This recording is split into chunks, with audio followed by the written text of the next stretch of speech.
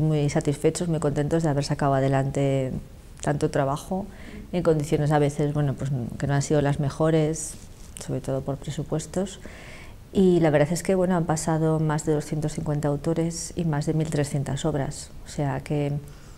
el objetivo, que es ser una ventana y un escaparate de lo que se hace aquí, pues está cumplidísimo.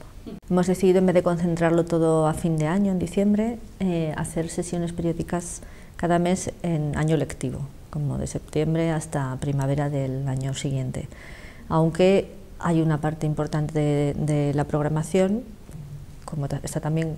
organizado y patrocinado no solo por Fundación CAI, sino también por Ayuntamiento de Zaragoza,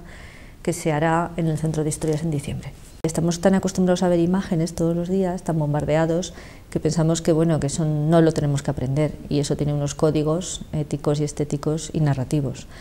Y después, porque si tenemos esa educación desde pequeños, es mucho más fácil que luego los que quieran hacer cine tengan ya un buen camino recorrido, ¿no? Bueno, mostramos sobre todo lo que es la línea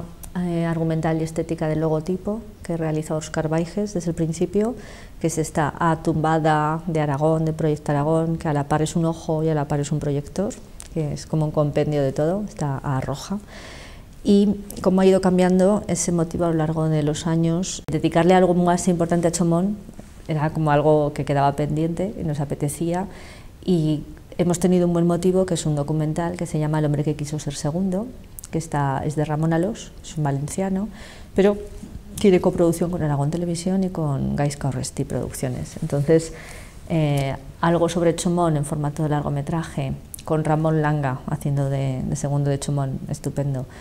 y coproducido por gente de aquí, pues bueno, era una buena excusa. Y Buñuel, bueno, pues esta vez en formato expositivo, a través de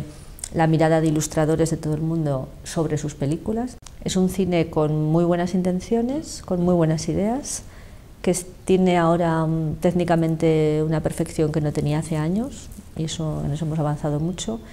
que cada vez va a tender más a la profesionalización, o sea, a hacer formatos largos con equipos profesionales,